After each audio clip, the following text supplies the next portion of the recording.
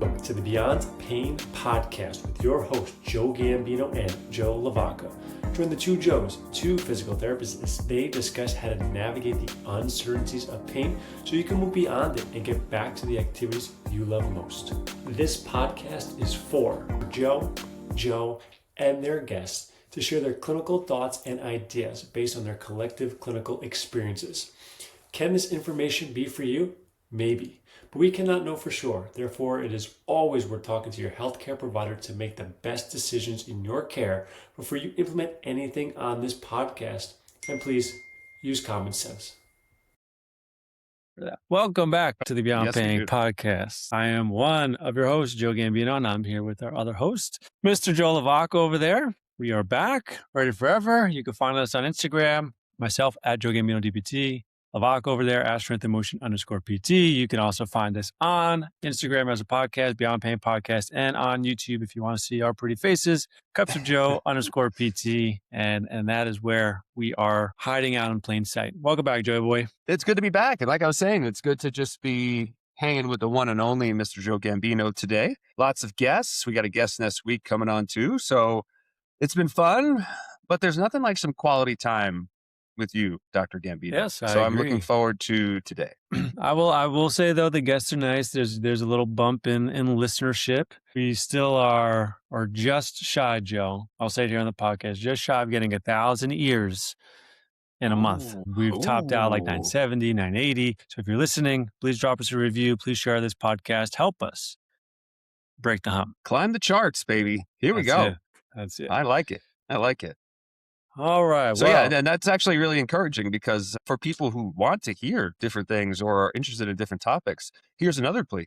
Reach out to us on Instagram, drop us some questions, things that you'd like to hear us talk about on the podcast, or hey, even recommend a guest. So while you're sharing all these things, if you think someone would love to come on and chat with us, let us know because we love having guests and we reach out to people all the time. But sometimes scheduling is really tough. So the more people we have to reach out to, the better. But I think you have a question of the day, Mr. Joe Gambino. A question of the day for you. And this is based off of a conversation I had with a client just yesterday. And I'm curious on where your brain is, and we can have a conversation. I think it's something very valuable for anyone listening who's been kind of struggling with pain.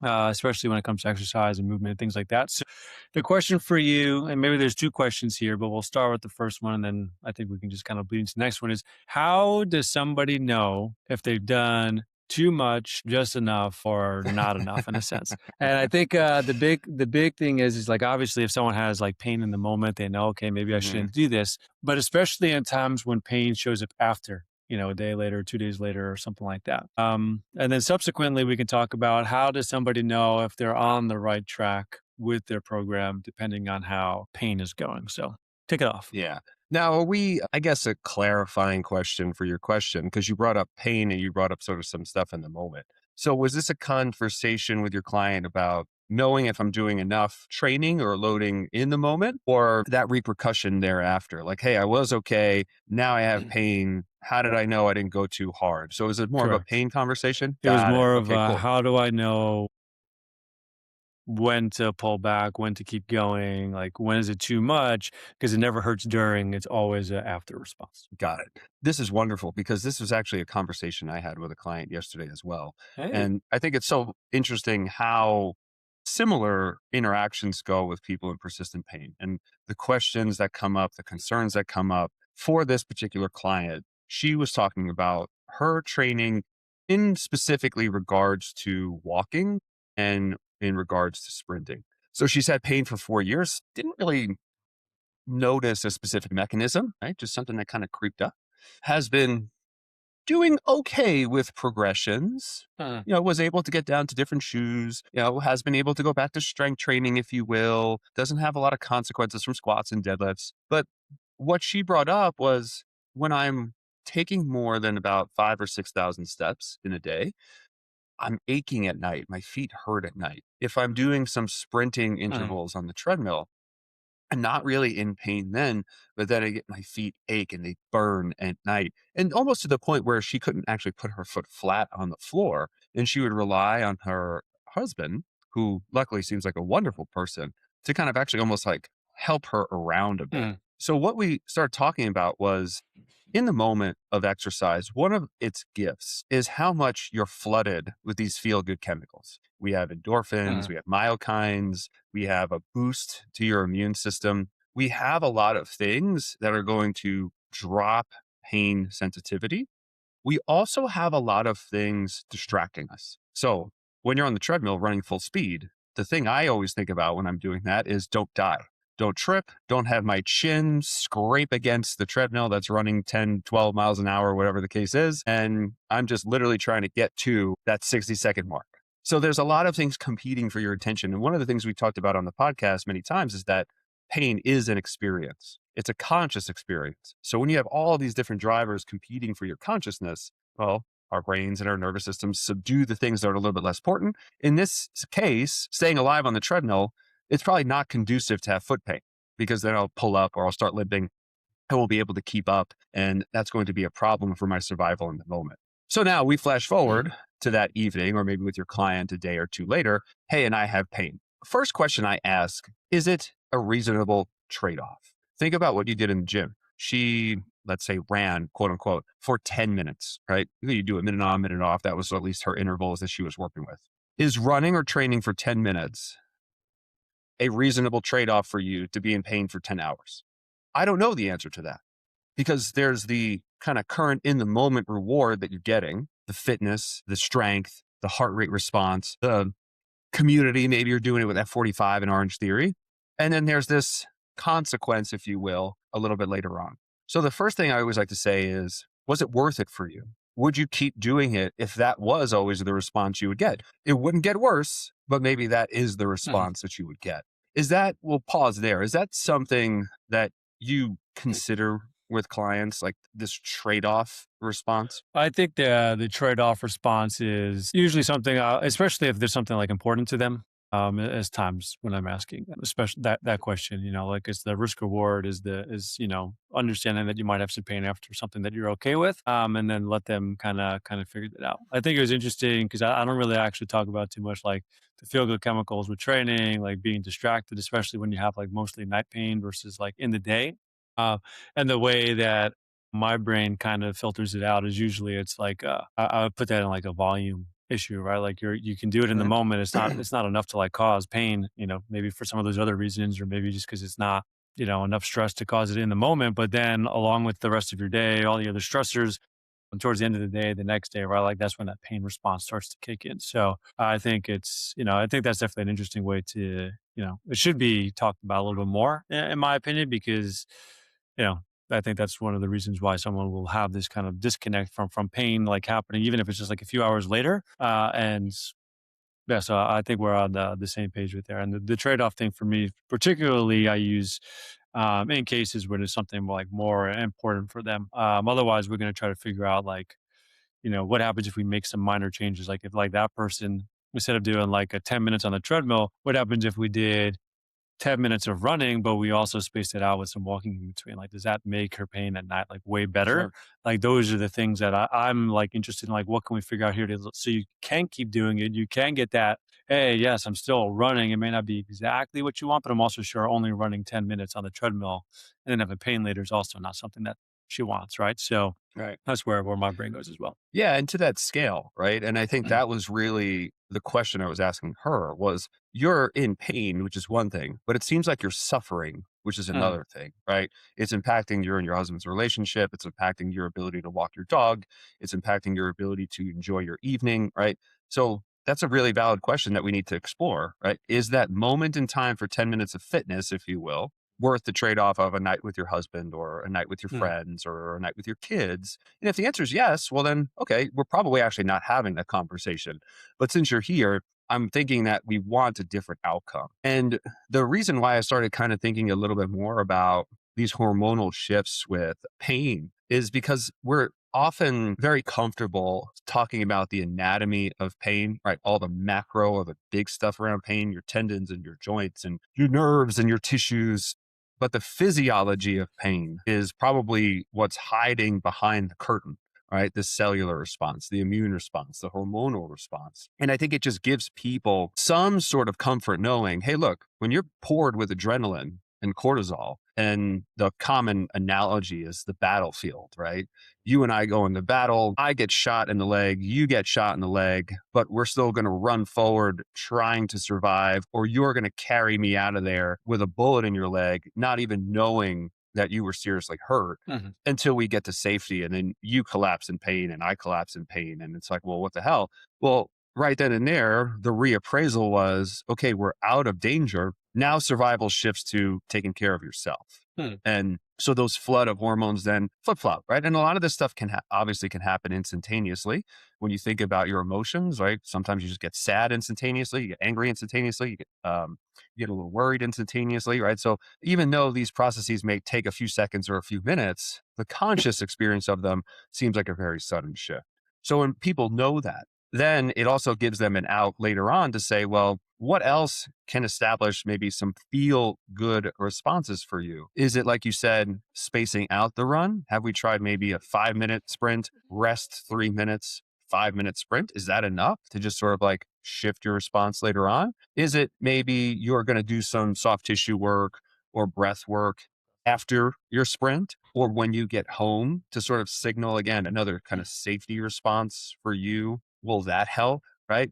And the biggest thing I keep saying, or I've been trying to force myself to say a little bit more and be comfortable with it, is I don't know. Right. And that's the other big thing is I don't know until we get data. And having the one being our sample size, I don't know what your next run or sprint or treadmill experience is going to look like. But right now we know that 10 is probably not the response we want. So what if we just cut it in half and went with 5? Could you be happy with 5? And this was the other side of that conversation with her. And again, I wonder how often it kind of comes up with you and maybe this particular patient is acceptance. Well, could you accept that right now the consequence of sprinting is creating an adverse effect later on? So what about biking? And what about swimming? Because you can get the same response that you could get with a sprint. And how we got to that was me just basically asking, why are you doing this? Why are you running? What's important about high intensity interval training? Oh, and then, labels all the normal things, right? It's healthy. It's good for my HRV. It's good for this. It's good for that.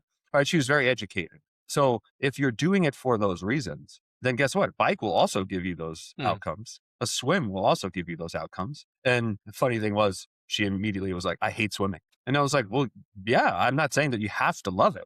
But if your goal is to get these benefits, you can do it any which way. The more interesting point was, she's like, I know I did that with biking and I really hated biking. And then I realized that I don't hate it that much. And I'm like, perfect. I don't need you to fall in love with something else.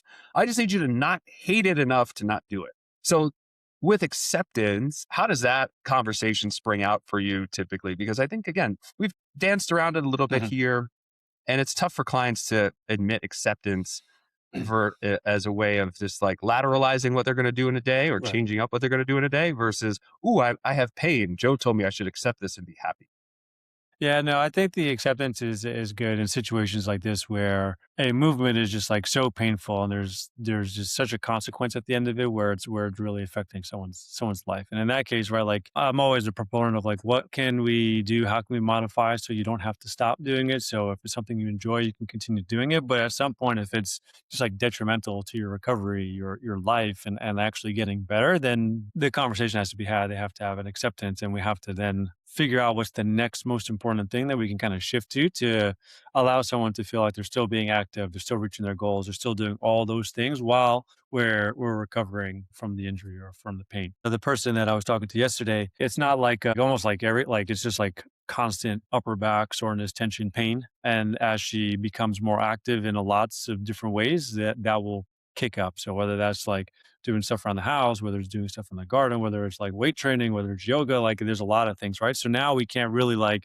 accept the fact that you can, do this or that, right? Like we have to like figure out like what can you actually do, come up with something that's going to allow her to be able to move forward in a sense while trying to figure out, okay, these are the things that's going to just calm the system. And that's kind of really where our conversation went. And then she's always like unsure of like, if I felt this, like even if it was a little bit, is like, I feel like I need to back off because I'm just unsure. And I think when people are unsure, I think that's like, I mean, we've talked about pain guidelines and stuff like that in the past, but like rehashing those, like, like she's already had like her baseline is kind of like a 4. So instead of saying like 4 or less, like I was like, you could have it go up like 1 or 2 levels. But if it goes over more than that, it's probably too much. If that's lingering Right. around 2, 3, 4, 5 days, it's probably too much. Right? We want it to be less than 2 days.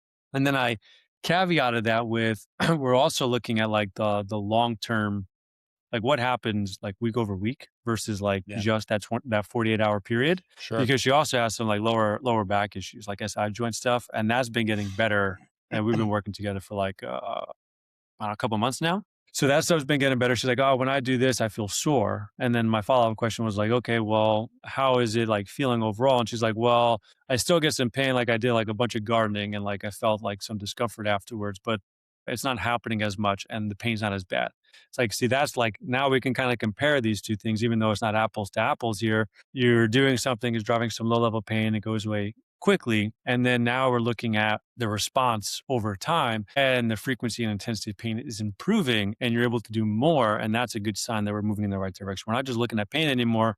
We're now looking at what you can do, right? Some more objective things that gets us away from the complicated pain, how complicated pain can be and can pop up for a lot of different reasons. And now we look at the shoulder and your upper back, and you're getting some of the soreness and discomfort. But we had this like one period where she did something and it elevated the response really high, put her in a flare up. And then she's been having a hard time getting back to where she was. And it's kind of stagnant and just bouncing up and down. It's like, do you see like the two, like how these two pathways are going? They're not quite the same. Like the hip is what we want to see, and the shoulder, upper back is kind of like we're stuck, right? Like you feel good in the moment, but it's not really moving the needle for you. So we need to make some changes here. So I think that helped her kind of understand, like, okay, like now I'm starting to get a better understanding, but she still had some questions about like, how do I know if I'm doing too much? So that's kind of really where, I was wondering where your kind of thoughts were around that stuff. So what are your thoughts on that? And do you have like conversations around that stuff with them, like to help them understand, like, hey, going forward, I know if I'm pushing it too far or need to back off or anything like that. Yeah, I think that with tissues, right? When those are probably your bigger drivers of discomfort, there's probably that bell curve like within your workout where maybe I'm starting at a little bit of pain. I warm up, I start loading, I feel better, and then I do a little bit too much with weight or volume, you name it, and then my pain starts to creep back. So that's how I would kind of typically expect more of these like irritable tissues to behave. But when it's, hey, I feel great, great, great, great, great, great, great, great, great, and then I have this sort of like, big bounce at the end, well, then to me, that kind of comes back to probably like that post-inflammatory response in your body, the sensitivity that your body has built up to certain markers. And these could be different, right? Like these can be different in different areas of your body. And it's like when you get sick, right? Or when you have a cold, well, you can have a head cold, right? We commonly say that a lot, right? So even though, quote unquote, I'm sick, the only thing that's impacted is my head. But yet when I have the flu, it's like my full body, right? So it's virus, but it's just picking up different receptors or making me feel different ways. And then this is the sort of same idea with pain. You can feel better in one area, but the sensitivity or the learned kind of processes in another area are probably going to take a little bit longer. And as you and I have said, and we probably will continue to say, a lot of this process is nonlinear.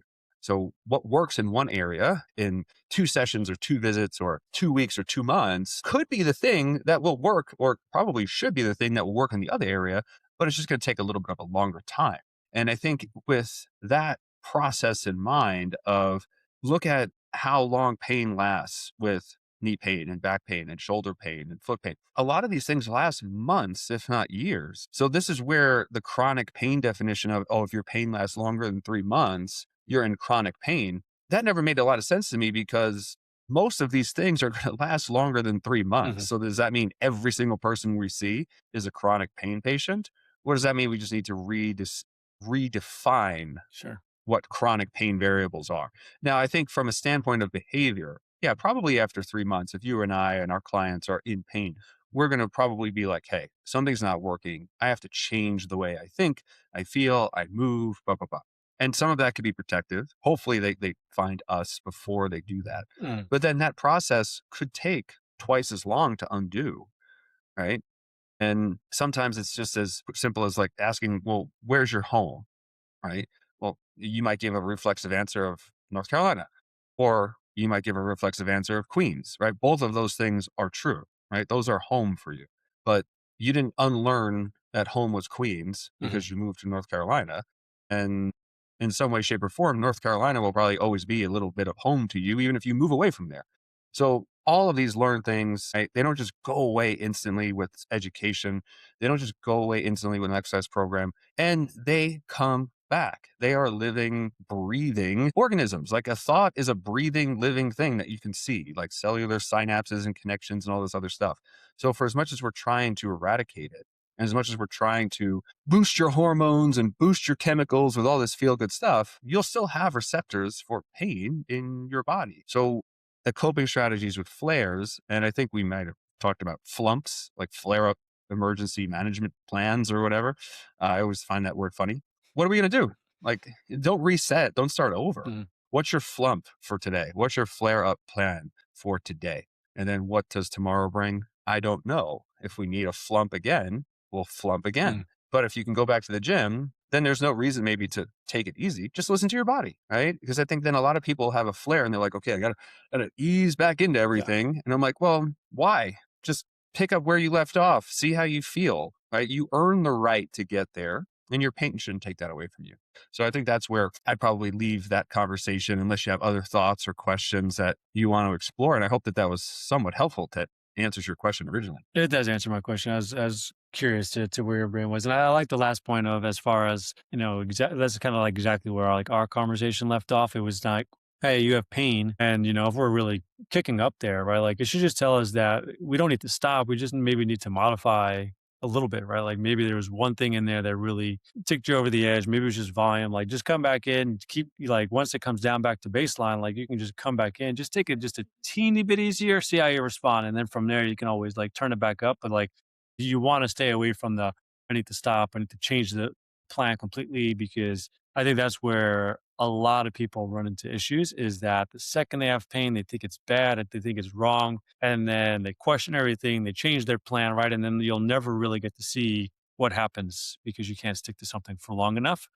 So I think, we've talked about this like two ways, right? Like, you need to give it enough time to make sure you're seeing change, but you also shouldn't be like doing something for 3, 4, 5, 6 weeks, we're seeing like zero change, right? Like, that would tell us like you're probably not moving in the right direction at all. You should see some change, but it's okay if there's like, again, we talk, like you said, it's not linear, right? Like, so you should expect like, I'm feeling better, and then maybe there's a couple steps back, and then you're feeling better and you get past that point, and then there's a couple steps back. That's what we really want to see, versus like this like flat line of like not getting better, or maybe even like a little bit worse, where if you're doing that for multiple weeks on end, I think that you would need to reevaluate what you're doing at that point. Totally agree. I got nothing left for you, Joe. All right, brother. All right. Well, hopefully this banter was fun and educational for everyone. Joe, great question. I love you. Listeners, we love you.